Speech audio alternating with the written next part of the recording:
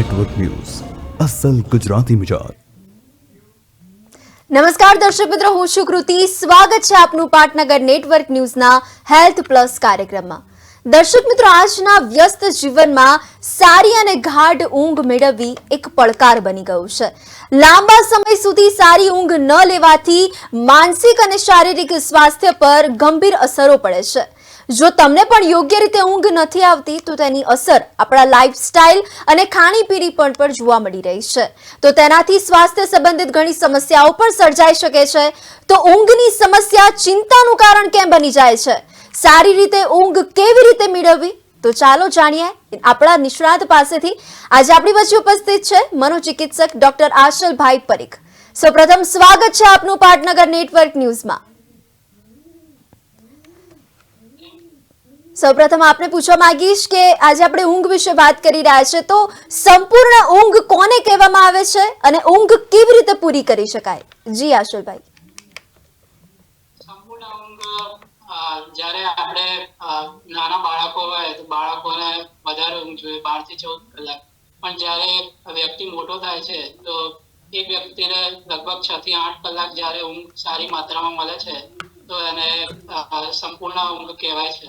અને જ્યારે ઊંઘમાં સમસ્યા શરૂ થાય છે કે ઊંઘ આવવામાં સમસ્યા થાય, કાં તો વચ્ચે વચ્ચે ઊંઘ ઉડી જાય, કાં તો સવારે વહેલી ઊંઘ ઉડી જાય, તો એના કારણે આગળ જતા વધારે તકલીફો થતી હોય। તો એટલીસ્ટ 6 કલાક આપણને ઊંઘ સારી મળે તો દિવસ દરમિયાન આપણું પ્રોડક્ટિવિટી સારી ઇમ્પ્રૂવ થઈ શકે। જી બિલકુલ, 6 કલાકની ઊંઘ જરૂરી છે। પરંતુ હવે ઘણા દર્શક મિત્રોનો એવો સવાલ આવે છે કે રાત્રે સૂતી વખતે પણ મગજ ચાલતું રહે છે, સપના સાચા લાગે છે, જેને કારણે સવારમાં પણ એ લોકો થાક અનુભવે છે। તો આ થવા પાછળનું કારણ શું છે? જી સૌ પ્રથમ જે કારણ છે કે આપણે બધા રાતે મોબાઈલનો યુઝ કરતા હોઈએ છીએ, તો એ મોબાઈલના કારણે જે બ્લુ રેઝ હોય એ મગજને એક્ટિવેટ કરે અને એના કારણે પછી આપણને ઊંઘ આવવામાં તકલીફ પડે। એટલે આપણે બધાએ એટલીસ્ટ 1 કલાક પહેલા મોબાઈલ કે આપણે ટીવી કે કંઈ પણ ઇલેક્ટ્રોનિક યુઝ કરતા હોય ઓછો કરીએ તો ઓટોમેટિક આપણને સારી ઊંઘ આવી શકે। જી બિલકુલ, આપણે ઊંઘતા પહેલા જે આ વિચારો વધારે આવે તો એ વખતે આપણે કોઈ મેડિટેશન, યોગા કે બીજી કોઈ એવી એક્ટિવિટી કરીએ કે જેનાથી મન શાંત રહે, તો એનાથી પણ આપણને વિચારો ઓછા આવે અને સરસ ઊંઘ આવી શકે।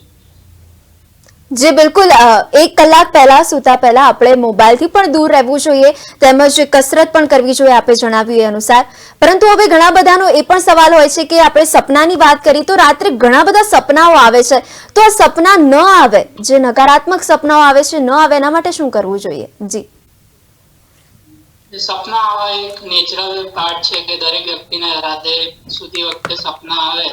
મોટી ભાગે જે સપના આવતા હોય છે કે જે અડધી ઊંઘ પૂરી થાય પછી આવે, એટલે લગભગ 2-3 વાગે પછી જે સપના આવતા હોય ઘણી વાર એવું હોય કે બધાને ખરાબ સપના વધારે આવે કે નાઇટમેર્સ કહેવાય, કે રાતે ઊંઘમાંથી ઉડી જાય એવા સપના આવે અને ડરાવના સપના આવે, એવું થતું હોય।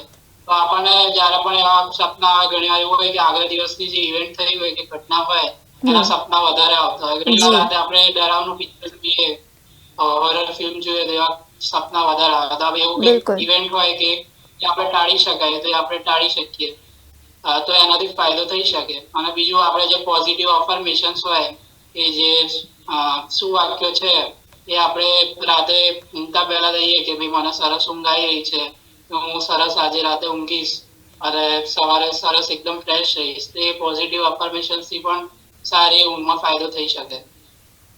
જી બિલકુલ, હકારાત્મક સુવાક્યો વિશે વાત કરી કે એનું આપણે રટન કરીશું તો પછી આપણને જે નકારાત્મક સપનાઓ આવે છે એ બિલકુલ આવતા બંધ થઈ જશે।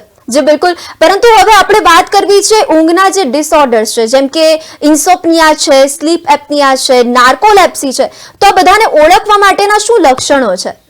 જી તો ઇન્સોમ્નિયા છે કે જેને આપણે ગુજરાતીમાં અનિદ્રા કહીએ છીએ, એ સૌથી બીમારી છે કે ઘણા બધા લોકોને ઊંઘમાં તકલીફ થતી હોય છે।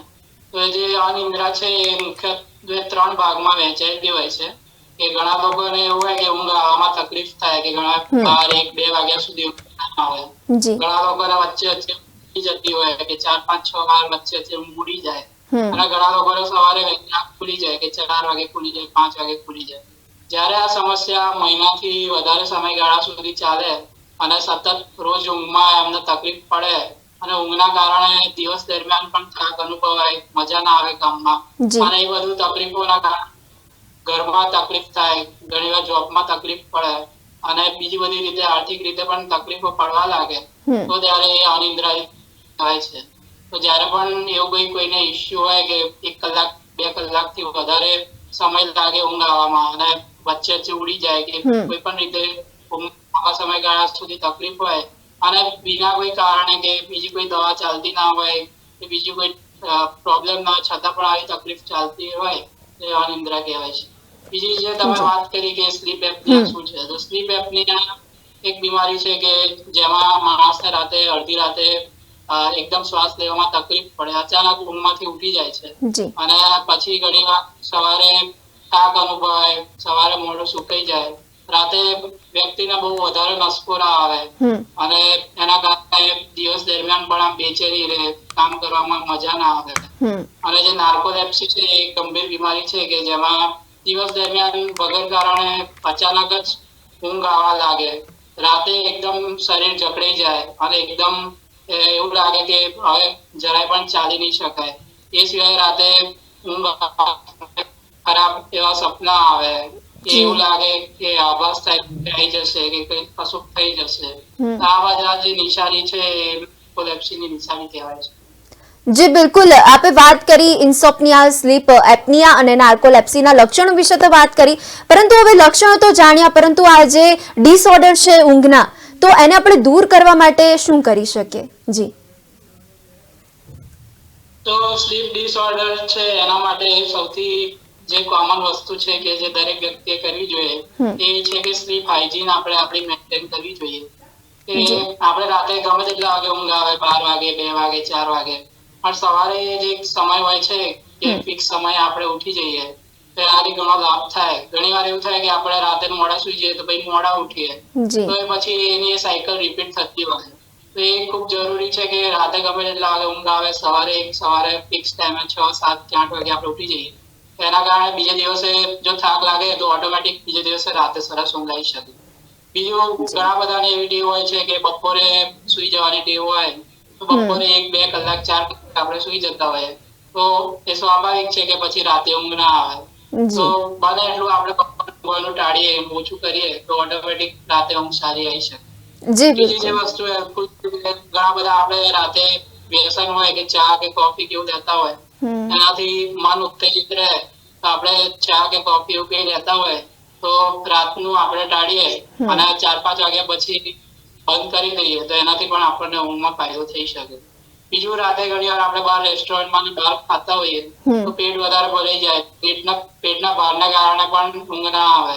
તો રાતે એકદમ ખોરાક લઈએ, બહુ વધારે બહારનું ના ખાઈએ તો એનાથી પણ ફાયદો થઈ શકે. ઘણીવાર પાણીની માત્રા વધારે આપણે પીતા હોઈએ રાતે, એના કારણે પણ વારે ઘડીએ બાથરૂમ લાગે, પેશાબ લાગે, એના કારણે ઊંઘ ઉડી જતી હોય. તો બને તો 5-6 વાગ્યા પછી આપણે પાણી લઈએ પણ ઓછી માત્રામાં લઈએ, ઘૂંટડે લઈએ તો એનાથી પણ ફાયદો થઈ શકે.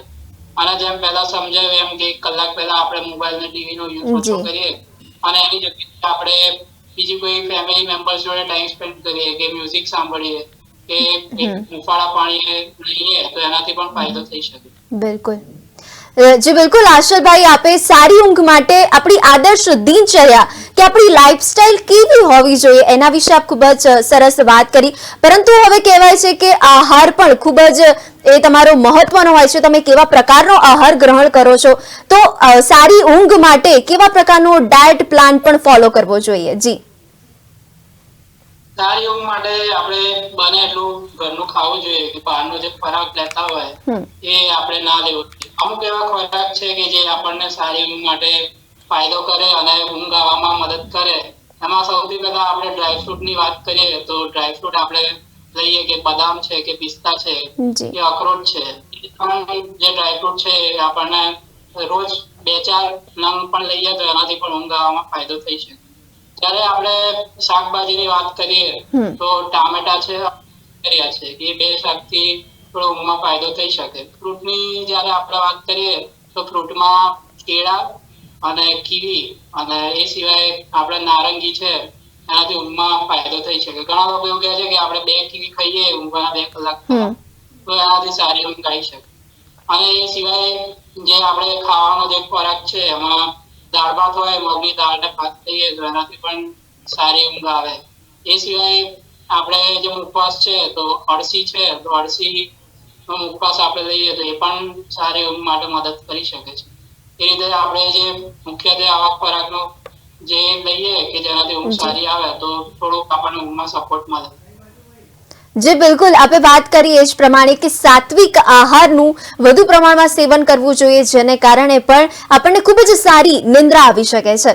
આપે પહેલા જ વાત કરી હતી સ્લીપ એપનિયા. ફરી એના વિશે મારે થોડીક વધારે ચર્ચા કરવી છે કે આ જે સ્લીપ એપનિયા માટે કોની સંભાવના વધુ હોય છે અને એનો ઉપાય પણ શું છે, એના વિશે પણ વાત કરશો. જી, સ્લીપ એપનિયા એક બીમારી છે કે જે મુખ્યત્વે જે લોકોને ઓબેસિટી હોય કે જેમનું વજન વધારે હોય છે એ લોકોને એની બીમારી થવાની સંભાવના વધારે હોય છે.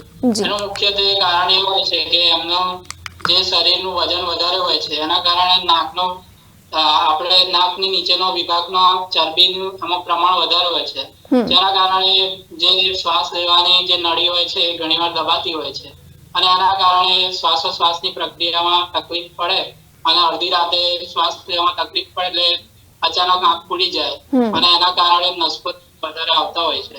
અને ઘણીવાર જે ઓબેસિટી હોય છે એ ડાયાબિટીસ અને હાઇપરટેન્શન અને કોલેસ્ટ્રોલ થી લિંક હોય છે. એટલે જે પણ વ્યક્તિને કોઈ પણ બીમારી હોય કે જેને ડાયાબિટીસ હોય, હાઇપરટેન્શન હોય અને કોલેસ્ટ્રોલ હોય તો એનું બરોબર એની ટ્રીટમેન્ટ કરવી જોઈએ. અને મુખ્યત્વે તો જે આપણું જે વજન વધારે હોય છે જેને ઓબેસિટી હોય તો વજન કંટ્રોલ કરી લાઇફસ્ટાઇલ મોડિફિકેશન થી અને વજન ઉતરે તો ઘણા બધા વ્યક્તિઓને આ સ્લીપ એપનિયામાંથી બહાર આવી શકે છે. જ્યારે એની ટ્રીટમેન્ટની વાત કરીએ તો ઘણા એવા મશીનો આવે છે કે જેને સીપેપ કહેવાય કે જે મશીન આપણે રાતે ઊંઘતી વખતે આપણે લગાવીએ શરીર પર તો એનાથી આપણને જે નસકોરા આવતા હોય અને જે વચ્ચે વચ્ચે શ્વાસમાં તકલીફ પડે એમાં ફાયદો થઈ શકે. બીજી આગળ જતા ઘણી દવાઓ એવું પણ મદદરૂપ થઈ શકે છે કે જેનાથી સ્લીપ એપનિયાને આપણે દૂર. જી બિલકુલ, સ્લીપ એપનિયાનો જે ઉપાય છે એના વિશે વાત કરી, કેવી રીતના આપણે એને દૂર કરી શકીએ છીએ. પરંતુ હવે ઊંઘ માટે હોર્મોન મેલાટોનિનની પણ ભૂમિકા એ શું હોય છે અને શું તેને સપ્લિમેન્ટ તરીકે લેવું સલામત ખરું? જી, મેલાટોનિન છે જે હોર્મોન છે જે નેચરલી આપણા શરીરમાં બને છે કે જે આપણા મગજમાં એક જે પિનિયલ ગ્લેન્ડ કરીને જે હોય છે ત્યાં એમનો મેલાટોનિન બનતો હોય છે. મેલાટોનિન ત્યારે જ બને છે કે જ્યારે અંધારું હોય કે રાત હોય એ જે રાતના દરમિયાન જે મેલાટોનિન હોર્મોન બનવાનો હોય છે એની માત્રા એકદમ વધારે હોય છે. એટલે એ એક રીતે આપણને સ્લીપની જે સાયકલ છે કે પેટર્ન છે એમાં ખૂબ જ મદદરૂપ થઈ શકે કે જે રેગ્યુલર રાતે ઊંઘ આવી જોઈએ એ લાવવામાં મદદરૂપ કરે. ઘણા બધાને એવી ટેવ હોય કે વહેલી સવારે ઘણા લોકો ઊંઘતા હોય કાં તો દિવસ દરમિયાન વધારે ઊંઘતા હોય કે જેમને સ્લીપ પેટર્નમાં જ્યારે તકલીફ વધારે હોય એ સ્લીપ પેટર્ન આપણી રેગ્યુલર જે રાતની ઊંઘ હોય કે 10 થી 6 વાગ્યા સુધી એ કંટ્રોલ કરવામાં એ લાવવામાં ઘણી મદદરૂપ થઈ શકે છે. સ્લીપ જે મેલાટોનિન છે એક સપ્લિમેન્ટ છે અને કોઈ પણ વ્યક્તિ ગમે ત્યારે કોઈની સલાહ વગર પણ લઈ શકે. જે મેલાટોનિનની દવા જે આવતી હોય છે કે સપ્લિમેન્ટ 3 મિલીગ્રામ જે મેલાટોનિનની ટેબ્લેટ આવે એ આપણે એનું સેવન કરી શકીએ જો સ્લીપ સાયકલમાં તકલીફ હોય તો. અને એ જનરલી આપણે થોડીક વહેલી લેવાની હોય એટલે કે 7-1 વાગે લઈએ તો એની કારણે આપણી જે સ્લીપ પેટર્ન છે ઇમ્પ્રુવ થાય અને રાતે સરસ 10 વાગે કે 11 વાગે સરસ ઊંઘ આવી શકે. જી બિલકુલ, સ્લીપ સાયકલ તમારી જો અનિયમિત હોય અને ત્યારે એને સપ્લિમેન્ટ તમે લેવું તો એ સલામત છે. હવે પરંતુ જે લાંબા ગાળાના ઊંઘના અભાવને કારણે આરોગ્ય ઉપર શું પ્રભાવો છે એના વિશે વાત કરો. જી, જે લાંબા કારણે ઊંઘ ના આવે તો સૌપ્રથમ આપણે જે ફિઝિકલ જોઈએ કે જે શારીરિક લક્ષણો છે તો એમાં સૌપ્રથમ જે તકલીફ થાય છે કે દિવસ દરમિયાન આપણને આળસ થાય, થાક લાગે, વધારે આપણને યાદ ના રહે, ભૂલો પડી જાય, કામમાં મજા ના આવે, ઘણીવાર એના કારણે આપણો સ્વભાવ ચીડચીડિયો થઈ જાય, એના કારણે વધારે ગુસ્સો આવે અને એ બધી તકલીફોના થવાના કારણે ઘણીવાર આપણને ગભરામણ બેચેની થાય, એવું થાય કે ક્યારે સારું થશે, ક્યારે આવશે, ક્યારે આ મટી જશે, આમાંથી બહાર આવીશું.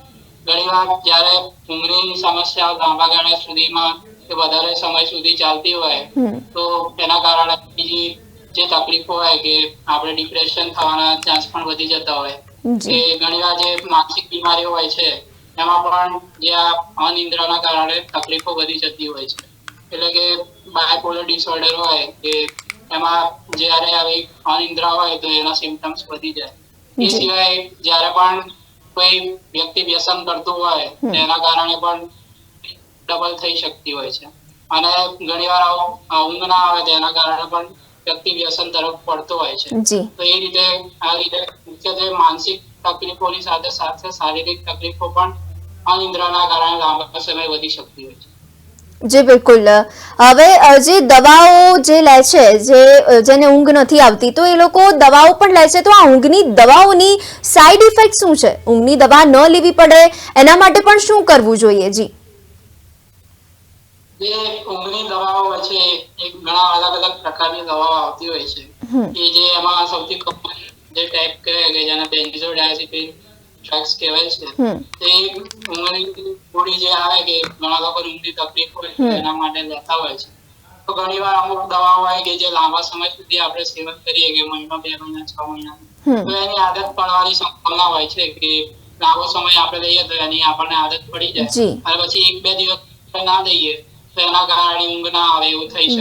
તો જ્યારે પણ આપણે આવી કોઈ દવા લેતા હોઈએ કે આવી દવા આપણે ચાલુ કરી હોય તો એ જરૂરી છે કે આપણે એક્સપર્ટની સલાહ લઈએ અને વગર કોઈને બતાવીએ જાતે એમના દવાની દુકાનમાંથી ના લઈએ.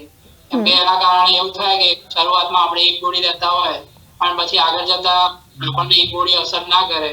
ઘણા બધા લોકોને પછી 2 ગોળી, 4 ગોળી, 6 ગોળી એવું ધીરે આપણ ડિપેન્ડન્સ વધતું જાય અને એક પ્રકારનું વ્યસન પણ થઈ શકે છે ગોળી. એટલે જ્યારે પણ કોઈ વ્યક્તિને કોઈ ગોળી ચાલતી હોય તો એને જાતે એવું રિસ્ક ના લેવું જોઈએ અને જેની પણ ડોક્ટરની મદદ લઈ શકાય તો એ લેવી જોઈએ, તેનાથી ફાયદો થઈ શકે.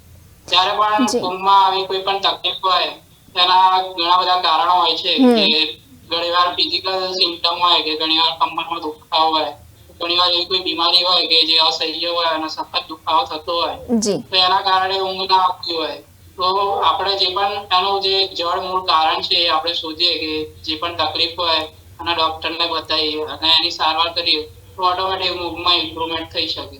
બીજું જ્યારે ઘણીવાર એવું હોય કે મેન્ટલી કોઈ ઇશ્યુઝ હોય, કોઈ ડિપ્રેશન હોય, એન્ઝાયટી હોય કે કોઈ પણ ઇશ્યુ હોય તો આપણે એને સોલ્વ કરવાનો ટ્રાય કરીએ રેધર ધેન કે ઊંઘને આપણે ડાયરેક્ટલી ઊંઘની દવાથી સોલ્વ કરવાનો ટ્રાય કરીએ તો એનાથી પણ ફાયદો થઈ શકે. ઘણીવાર એન્વાયરમેન્ટલ રીઝન હોય કે આજુબાજુમાં કંઈ કન્સ્ટ્રક્શન ચાલતું હોય કે આજુબાજુમાં કંઈ મ્યુઝિક હોય તેના કારણે ઊંઘ ના આવે તો એ જેમ જેમ એ સિચ્યુએશન ઇમ્પ્રુવ થાય એમ ઓટોમેટિક આપણી ઊંઘ ઇમ્પ્રુવ થઈ શકે. તો જે પણ આપણે ઇશ્યુ હોય અને આપણે રૂટ કોઝ જાણવાની કોશિશ કરીએ અને એને સોલ્વ કરીએ તો ઓટોમેટિક આપણી ઊંઘ સારી થઈ શકે. જી બિલકુલ. આપણા નિષ્ણાતે જણાવ્યું એ જ અનુસાર કે ઊંઘની દવા લેતા પહેલા ડોક્ટરને બતાવવું ખૂબ જ આવશ્યક છે અને ત્યારબાદ જ દવા લેવી જોઈએ.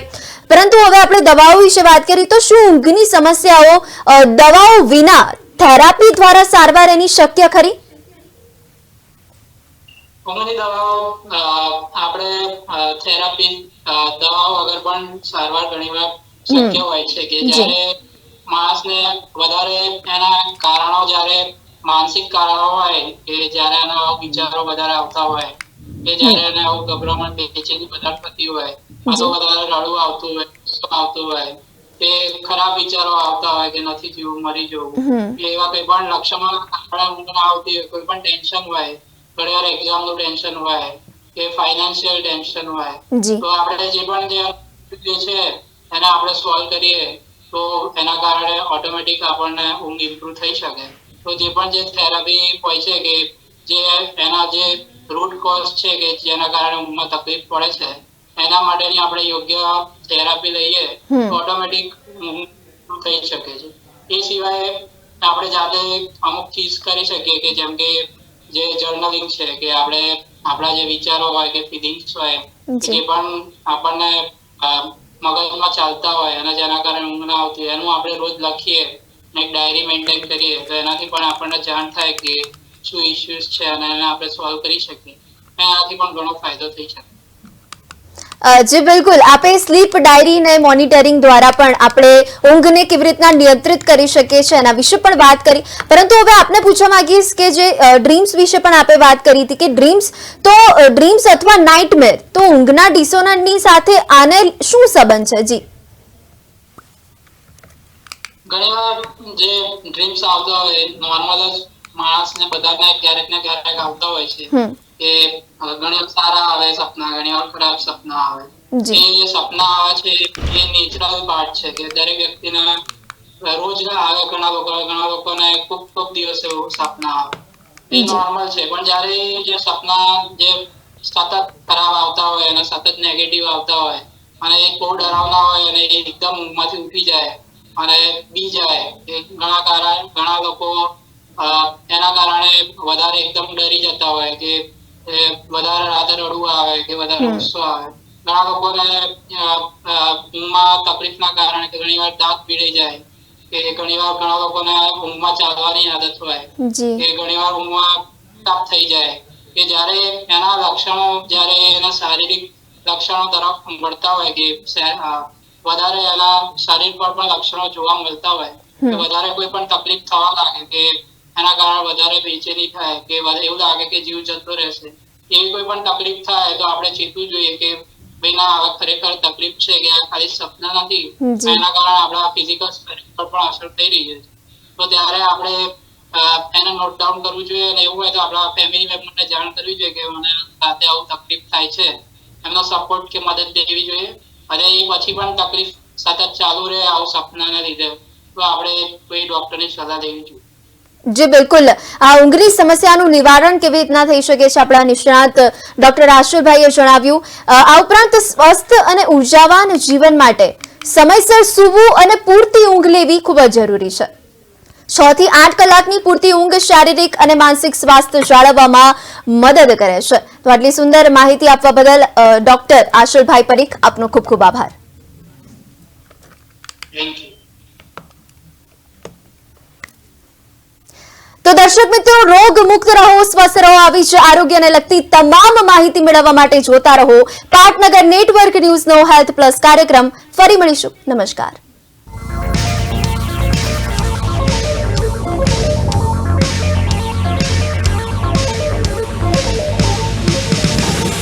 પાટનગર નેટવર્ક ન્યૂઝ, અસલ ગુજરાતી મિજાજ.